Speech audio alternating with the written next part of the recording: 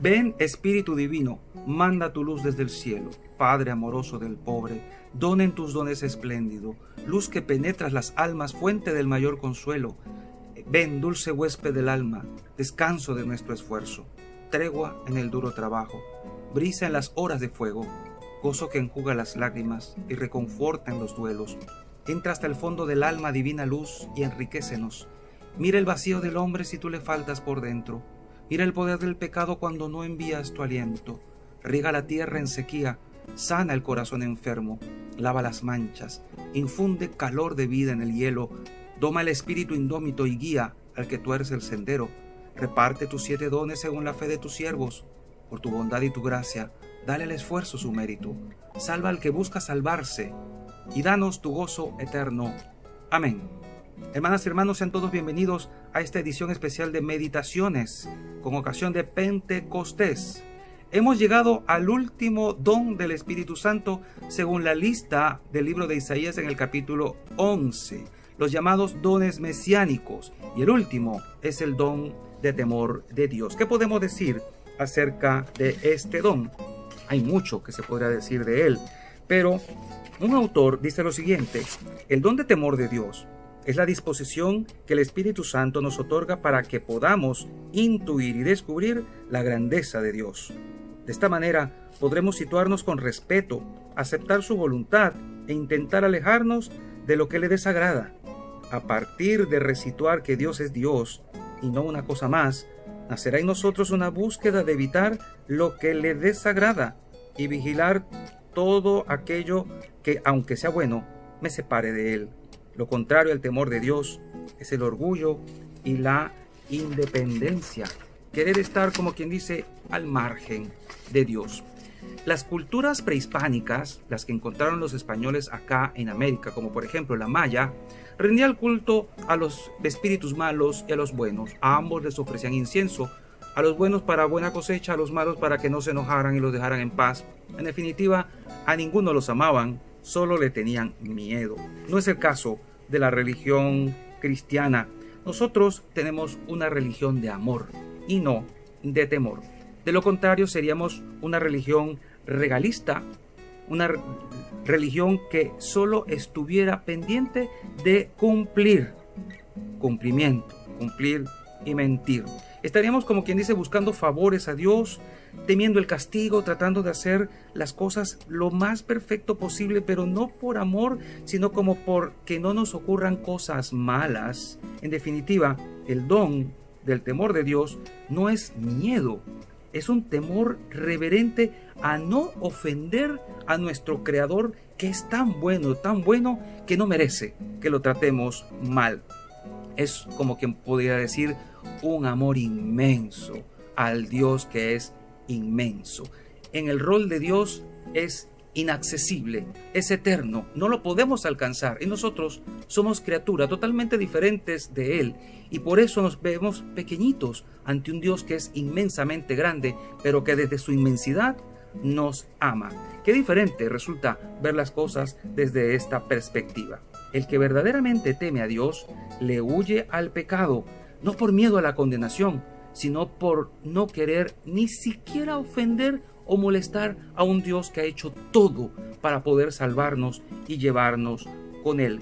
Evitar el pecado, por lo tanto, es producto de este don de temor de Dios.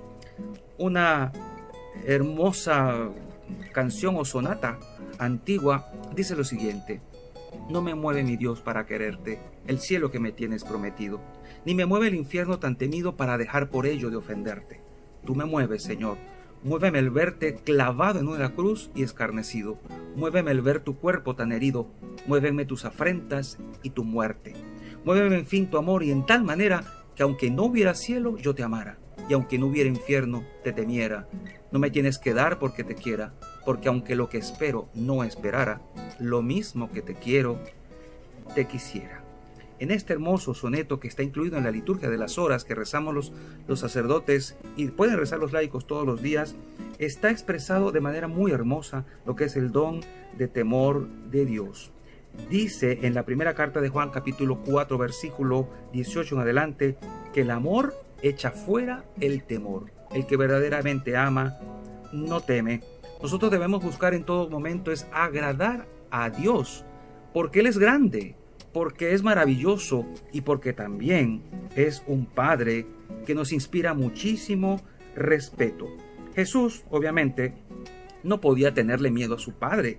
Si estos eran los dones mesiánicos y el último que aparece allí es el temor del Señor, era imposible pensar que el Hijo del Padre, Jesucristo, le tuviera miedo a su Padre. Sin embargo, es obviamente que este don mesiánico iba a hacer que Jesús, como hombre, procurara hacer en todo la voluntad de Dios, hasta en los más mínimos detalles.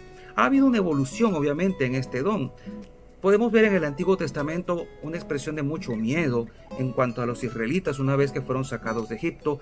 Dios se les manifestaba entre truenos, entre relámpagos, y el pueblo tenía miedo, preferían que solo Moisés hablaran con él. Obviamente esta idea de Dios fue cambiando en el mismo Moisés, que luego procuró ver a Dios cara a cara y le pidió verlo, pero obviamente Dios le dijo, no se puede porque es imposible ver a Dios y seguir con vida. Mas sin embargo Dios le prometió que lo iba a ver de espaldas, como una manera de decir, vas a experimentar de alguna manera mi cercanía.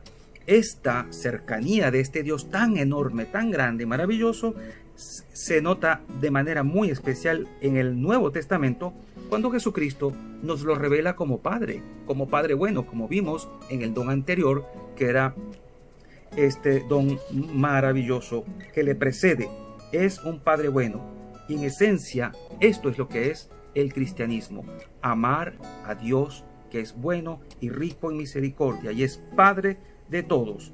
En Jesús podemos ver al Padre. Él es la imagen del Padre.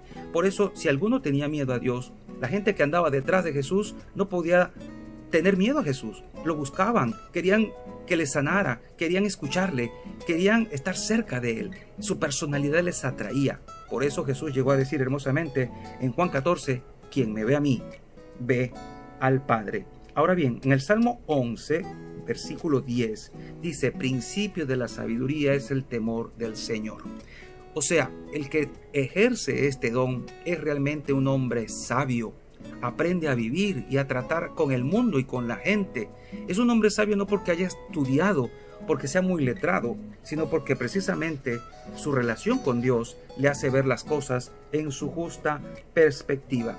Otra de las consecuencias del temor a Dios, que en este mundo parece que se ha perdido, es el horror al pecado. Cuando uno logra ver la bondad de Dios, uno teme pecar, porque el pecado es una ofensa a Dios, una ofensa grave. En la iglesia conocemos lo que son los pecados mortales y los pecados veniales, según una distinción que la misma Biblia ha hecho. Pero los que realmente temen a Dios no viven en ese delicado fino de pecar o no pecar, viven en una línea de ofender o no ofender, buscan ni siquiera molestar o incomodar a un Dios que es tan irresistiblemente bueno. Obviamente el que siente horror al pecado es porque ha llegado a un nivel de espiritualidad muy alto. Los santos son un ejemplo maravilloso del don de temor de Dios. Vemos como por ejemplo en el caso de Don Bosco, él llegaba a llorar por los pecados que cometían los muchachos que él educaba. Vemos como Isaías en su experiencia de Dios llega a sentir que él es un hombre que viene de un pueblo impuro, que tiene unos labios impuros, y es cuando Dios manda al ángel con las tenazas ardiendo para que puedan limpiar y purificar sus labios. Hay una anécdota interesante acerca de un santito muy querido, San Luis Gonzaga. Dice la historia que cuando él fue a confesar un pecado venial, se desmayó. Y cualquiera podría pensar que es ridículo, porque ahora cuando nos acercamos a la confesión, ni siquiera los pecados graves los decimos con dolor de corazón, arrepentidos y llorando. Confesamos los pecados a veces con una indiferencia tan grande que uno llega a dudar de que realmente les duela haber ofendido a Dios. Pero para estos santos, eso, lejos de ser una ridiculez, es ciertamente una expresión del amor grande e inmenso que tienen hacia Dios. Cuentan que San Policarpo de Esmirna, cuando los soldados romanos fueron a llevárselo, él le dijo que le dieran una hora para orar, para prepararse, y les mandó a servir una deliciosa cena a estos soldados. Al ver que los soldados, que San Policarpo era un hombre bueno, le dijeron que pues hiciera una pequeña obra como para fingir que le estaba ofreciendo un poco de incienso a los dioses paganos, como para tener compasión de él y no matarlo. Sin embargo, Policarpo, lleno de su dignidad y de amor a Dios, dice: no puedo hacer eso, no puedo mentirle a Dios, no puedo fingir. Y obviamente tuvieron que darle muerte y llevárselo. Qué hermoso es poder entender este don en su justa medida. El que tiene el temor de Dios también busca expiar su pecado, también busca pedir perdón y busca hacer penitencia para reparar el daño que su mismo pecado ha hecho. Podemos hacernos también una pregunta interesante. ¿Dios como Padre nos castiga? ¿De verdad existe el castigo divino? Mucha gente me ha preguntado estos días por lo de la pandemia, ¿esto es un castigo divino? Tal vez, porque Dios como Padre no quiere que nos perdamos. Al ver que este mundo sistemáticamente se aleja de Él, Él podría darnos una severa amonestación, porque tiene derecho, porque es nuestro Padre y nuestro Creador, y Él puede. Dice la carta a los Hebreos en el capítulo 12, hermosamente, que Dios corrige a quien ama y castiga a quien recibe como hijo. Precisamente los padres castigan a los hijos no porque son sus verdugos y los odian, sino para que no agarren un mal camino, para que se corrijan y vuelvan a la sensatez. Esto es importante. Al hablar del castigo, también tenemos que hablar del infierno o del cielo. En cuanto al infierno, ya no se habla de él, pero ¿realmente existe? La Biblia es clara cuando habla del infierno, y el Señor también es muy claro cuando habla de su existencia y de que a Él van a ir no aquellos réprobos porque Dios los mandó para allá, sino porque decidieron vivir sin Dios, y Dios respeta la voluntad de cada uno. Decides vivir sin Dios, pues Dios no te va a obligar a estar con Él para toda la eternidad. Sería un tormento para ti, obviamente, pero es claro que Jesús habló de eso. En Mateo 25, capítulo 25, versículos del 41 al 46, dice: malditos, aléjense de mí y vayan al fuego eterno que fue destinado al diablo y para sus ángeles. Es claro pues que el Señor estaba hablando de aquellos que no vivieron la caridad con nadie, que no tuvieron compasión del necesitado. Pero también Dios, que es bueno y grande, nos da su perdón. Aquel que siente y experimenta el don de temor de Dios, también es una persona que experimenta el inmenso perdón, el inmenso amor, aun cuando sus pecados sean gravísimos. Dios te va a dar el perdón si estás de verdad arrepentido. Así que en estas breves palabras, porque habría mucho que decir acerca de este don de temor de Dios, no le tememos a Dios, ni le tememos al castigo, ni buscamos su amor precisamente para obtener algún beneficio. Amamos a Dios porque Él merece ser amado. Y tememos a Dios en cuanto a que es tan grande, que al final Él es el que va a decidir también nuestro destino al exponernos a lo que hemos hecho. Nosotros mismos decidiremos, pero ante la inmensa grandeza de Él no nos queda más que reverenciarlo y amarlo intensamente.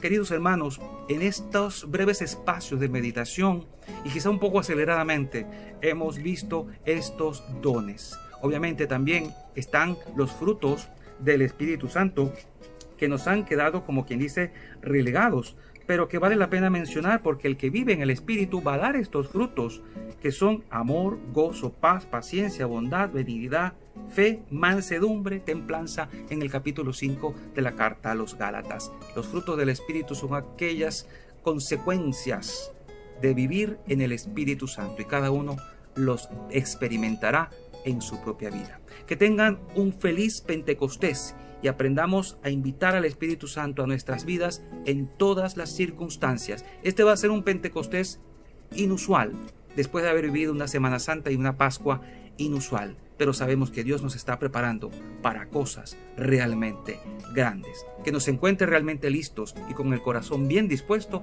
a recibir su Espíritu en este Pentecostés. Que el Señor Todopoderoso, Padre, Hijo y Espíritu Santo descienda sobre cada uno de ustedes y les acompañe siempre, y la presencia de María nos asista. Feliz noche. Feliz tarde, feliz día.